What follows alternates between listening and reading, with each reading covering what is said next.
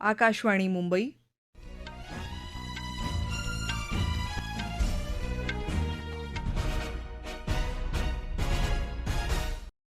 रश्मी पाटकर राष्ट्रीय बातम्या देत आहे. ठळक बातम्या.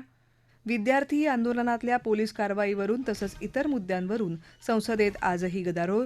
दोन्ही सभागृहांचं कामकाज 2 वाजेपर्यंत तहकूब. विद्यार्थी आंदोलनावरची कारवाई आणि राम मंदिर अपहार प्रकरणी केंद्रीय गृहमंत्री आणि प्रधानमंत्र्यांनी संसदेत निवेदन द्यावं अशी विरोधी पक्षांची मागणी. बिहार, गुजरात आणि मध्य प्रदेशातल्या 3 विधानसभा मतदारसंघात झालेल्या पोटनिवडणुकीची मतमोजणी सुरू. कर्नाटक मंत्रिमंडळाचा आज विस्तार. आणि भाजपा नेते आणि कुस्ती महासंघाचे माजी अध्यक्ष बृजभूषण यांची लैंगिक शोषणाच्या आरोपातून निर्दोष मुक्तता. संसदेच्या पावसाळी अधिवेशनाचा तिसरा आठवडा आजपासून सुरू झाला. मात्र जंतर-मंतरवर आंदोलन करणाऱ्या विद्यार्थ्यांवर केलेल्या पोलीस कारवाईसह विविध मुद्द्यांवरून विरोधकांनी केलेल्या गदारोळामुळे संसदेच्या दोन्ही सभागृहांचं कामकाज दुपारी 2 वाजेपर्यंत तहकूब झालं. सकाळी 11 वाजता राज्यसभेचं कामकाज सुरू झालं तेव्हा अध्यक्ष CP राधाकृष्णन यांनी राष्ट्रकुल क्रीडा स्पर्धेत उल्लेखनीय कामगिरी करणाऱ्या भारतीय खेळाडूंचं अभिनंदन केलं. भारतानं राष्ट्रकुल स्पर्धेत 39 पदकं जिंकून चौथं स्थान पटकावलं. तसंच दिव्यांग खेळाडूंनीही 7 पदकं जिंकली. ही कामगिरी देशासाठी अभिमानास्पद असल्याचं राधाकृष्णन यावेळी म्हणाले. त्यानंतर अध्यक्षांनी शून्य प्रहराची घोषणा केली. मात्र यावेळी विरोधी पक्षाच्या सदस्यांनी घोषणाबाजी सुरू केली. गदारोळातच काही सदस्यांनी महत्त्वाचे मुद्दे उपस्थित केले. या दरम्यान गदारोळ सुरूच राहिल्यानं कामकाज दुपारी 2 वाजेपर्यंत तहकूब झालं. याच मुद्द्यावरून आज लोकसभेचं कामकाजही दुपारी 2 वाजेपर्यंत तहकूब झालं. सकाळी 11 वाजता कामकाजाला सुरुवात झाली तेव्हा सभापती ओम बिर्ला यांनी राष्ट्रकुल क्रीडा स्पर्धेतल्या पदक विजेत्या खेळाडूंचं अभिनंदन केलं. त्यानंतर त्यांनी प्रश्नोत्तराचा तास पुकारला. मात्र विरोधकांनी आंदोलक विद्यार्थ्यांवरच्या पोलिसांच्या कारवाईचा मुद्दा उपस्थित केला. त्यावर विरोधकांनी कामकाजात जाणीवपूर्वक व्यत्यय आणल्याची टीका सभापतींनी केली. सदन चर्चा संवाद के लिए, अपने विचार अभिव्यक्ति रखने के लिए, अपने मत रखने के लिए, अगर असहमति है तो भी सदन के अंदर अपने मत विचार से अभिव्यक्त की जाती है। इसलिए मेरा आपसे आग्रह है सदन को चलाने में सहयोग प्रदान करें। नियोजित तरीके से सदन बाधित करना लोकतंत्र के लिए उचित नहीं है। सर्व सदस्यांनी आपापल्या जागेवर परत जावं असं आवाहनही त्यांनी केलं. मात्र तरीही घोषणाबाजी सुरू राहिल्यामुळे कामकाज आधी 12 आणि नंतर 2 वाजेपर्यंत तहकूब झालं. आंदोलन करणाऱ्या विद्यार्थ्यांवर केलेल्या लाठीमार आणि पॅलेट गनच्या वापराबाबत केंद्रीय गृहमंत्री अमित शहा यांनी संसदेत स्पष्टीकरण द्यावं अशी मागणी काँग्रेसचे अध्यक्ष मल्लिकार्जुन खरगे यांनी केली आहे. प्रधानमंत्री नरेंद्र मोदी यांनीही राम मंदिर देणगी अपहाराबाबत उत्तर द्यावं अशीही मागणी त्यांनी केली. संसद भवन परिसरात आज इंडिया आघाडीच्या संसद सदस्यांची बैठक झाली. त्यानंतर खरगे यांनी समाजमाध्यम संदेशाद्वारे ही मागणी केली. नीट प्रश्नपत्रिका फुटीच्या प्रकरणावरून आंदोलन करणाऱ्या विद्यार्थ्यांवर झालेल्या कथित कठोर पोलीस कारवाई आणि राम मंदिर देणगीच्या कथित अपहाराच्या मुद्द्यावर सरकारला संसदेत घेण्याचा निर्धार इंडिया आघाडीनं व्यक्त केला आहे. राष्ट्रपती द्रौपदी मुर्मू आजपासून ओडिशाच्या 3 दिवसांच्या दौऱ्यावर आहेत. या दौऱ्यादरम्यान त्या कटक, भुवनेश्वर, ब्रह्मपूर आणि गंजाम जिल्ह्यातील तप्तपाणी इथं आयोजित विविध शैक्षणिक, सांस्कृतिक आणि अधिकृत कार्यक्रमांमध्ये सहभागी होतील. आज कटक इथे जगद्गुरू कृपालू विद्यापीठाचं उद्घाटन राष्ट्रपतींच्या हस्ते होणार आहे. उद्या त्या दक्षिण ओडिशाचा दौरा करतील. बिहार, गुजरात आणि मध्य प्रदेशातल्या 3 विधानसभा मतदारसंघात झालेल्या पोटनिवडणुकीची मतमोजणी आज सुरू आहे. बिहारमध्ये बाकीपूर मतदारसंघात जनसुराज्य पक्षाचे उमेदवार प्रशांत किशोर 6,000पेक्षा जास्त मतांनी आघाडीवर आहेत.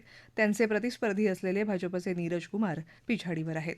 गुजरातमध्ये मंझलपूर विधानसभा मतदारसंघात भाजपचे सत्येंद्रभाई पटेल 24,000पेक्षा जास्त मतांनी आघाडीवर आहेत, तर काँग्रेसचे भिखाबाई राबरी पिछाडीवर आहेत. मध्य प्रदेशात दतिया मतदारसंघात काँग्रेसचे घनश्याम सिंग आणि भाजपचे आशुतोष तिवारी यांच्यात चुरशीची लढत सुरू आहे. कर्नाटक मंत्रिमंडळाचा आज विस्तार होणार असून 20 नवे मंत्री आज संध्याकाळी लोकभवन इथं शपथ घेणार आहेत. PM नागेंद्रस्वामी, Shivraj तंगडगी, Rudrappa Lamani, KS Basavanthappa, BZ जमीर अहमद खान यांच्यासह इतर 15 जणांचा यात समावेश असल्याचं अखिल भारतीय काँग्रेस कार्यकारिणीच्या पत्रकात म्हटलं आहे. DK शिवकुमार यांनी 3 जून रोजी मुख्यमंत्रीपदाची शपथ घेतली तेव्हा 13 मंत्र्यांनी शपथ घेतली होती. या राष्ट्रीय बातम्या आकाशवाणीच्या मुंबई केंद्रावरून देत आहोत. आकाशवाणी मुंबईच्या एअर न्यूज मुंबई या इंस्टाग्राम पेजवर तुम्हाला दिवसभर महत्त्वाच्या बातम्या वाचता येतील.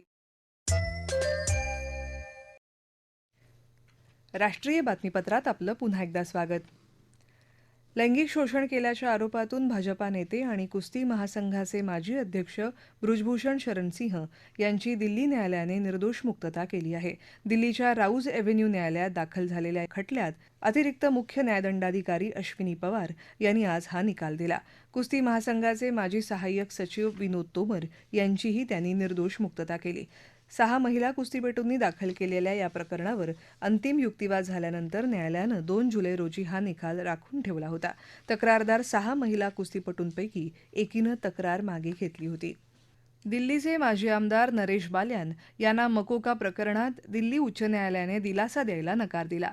न्यायाधीश न्यायमूर्ती मनोज जैन यांनी बाल्यान यांचा जामीन अर्ज फेटाळला आहे.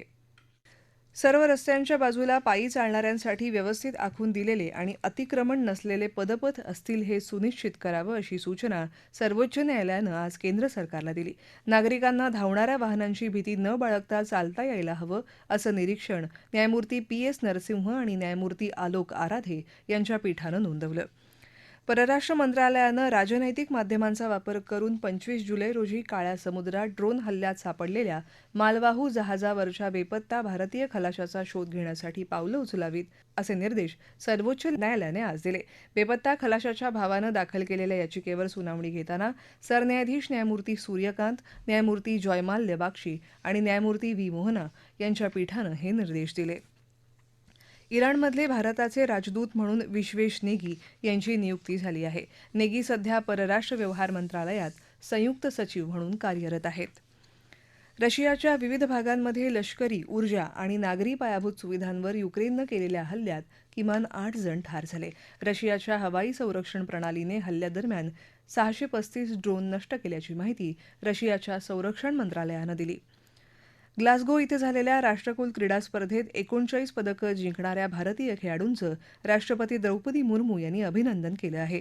जिंकलेल्या 13 सुवर्णपदकांपैकी 8 पदकं महिला खेळाडूंनी मिळवल्याबद्दल त्यांनी विशेष आनंद व्यक्त केला.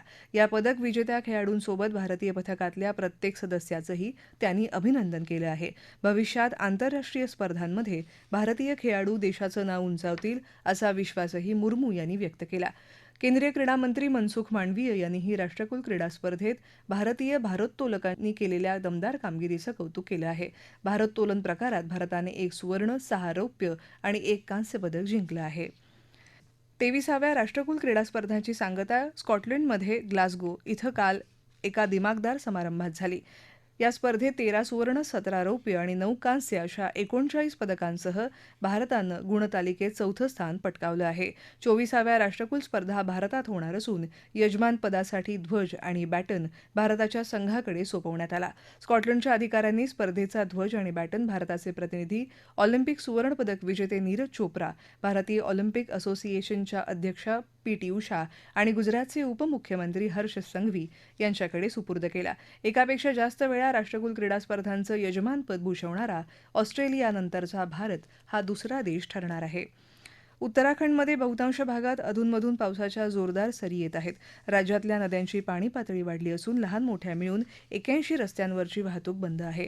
डोंगराळ भागात दाट धुकं पसरलं असून 5 दिवस राज्यात सर्वत्र मुसळधार पाऊस पडेल असा अंदाज आहे. हिमाचल प्रदेशातल्या 7 जिल्ह्यांमध्ये उद्यापर्यंत फ्लॅश फ्लडचा इशारा दिला आहे. राज्यात पावसाचा जोर फारसा नसला तरी अनेक ठिकाणी धुकं पसरलं आहे. राज्यातले अनेक रस्त्यांवरची वाहतूक बंद आहे. येत्या रविवारपर्यंत राज्यात पावसाचा जोर राहील असा हवामानशास्त्र विभागाचा अंदाज आहे. ठळक बातम्या पुन्हा एकदा.